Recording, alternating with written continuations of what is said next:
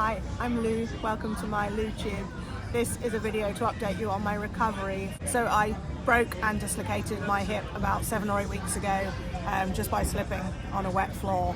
My recovery has been going okay. I had a 6-week checkup, which is now a couple of weeks ago, which I was looking forward to because I thought that was going to be a big thing where I'd been good and taken it easy for a long time, and once I got that checkup everything would be okay. But it went okay in some ways in that apparently the bone is healing well, my hip hasn't dislocated again, so I'm past the stage of that being dodgy, but they mentioned for the first time all the ligament damage I've done, which actually, if I thought about it, I would have known that to completely dislocate a hip, like it came out the front of the socket completely, I should have known that all the ligaments and cartilage would have been completely screwed in the whole hip joint, but I didn't really think about it and they didn't focus on that because they were more worried about the fracture of the hip socket, which seems to be healing okay, but they said they want to see me again in 6 weeks' time to assess the ligament and all the soft tissue damage. If it doesn't heal itself, I need to have hip reconstruction surgery, which is a big deal, and I really don't want to have that surgery because it'll set me back another load of weeks.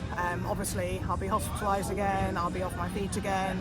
I got given the go-ahead at my 6-week checkup to start weight bearing, so I've managed to ditch my crutches and learn to walk again, which has been amazing, because on crutches you just can't carry anything and you're just stuck with how you can get around and stuff like that, so it feels wonderful to be able to walk again.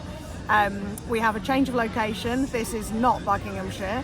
I've travelled across the pond. We're in America. This is actually San Diego. Rob and I flew over to LA yesterday. I brought my crutches with me because I may get tired, and actually when you have crutches in a busy place, people give you a little bit more space and don't bang into you, so I may take my crutches out with me while I'm here, but I don't need them day to day, so that's awesome. I haven't had any physio at all yet. The NHS is under such massive pressure at the moment that just hasn't happened for me, and I have access to private physios from some friends of mine and just by throwing money at that problem, which I like to do sometimes as well, but I don't know what I can and can't do, so I can't just start physio without knowing my restrictions, which I haven't heard back from my specialist either, so I'm waiting, and I'm not very good at being patient and trusting the process and blah blah blah blah blah. So I'm trying not to get too bogged down in worrying about stuff that I can't change.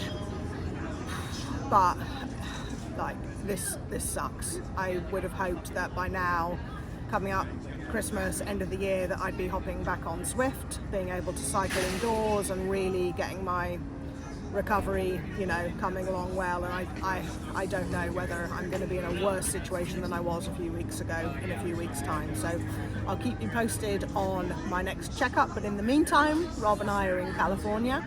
We're going to be meeting up with quite a few cycling chums.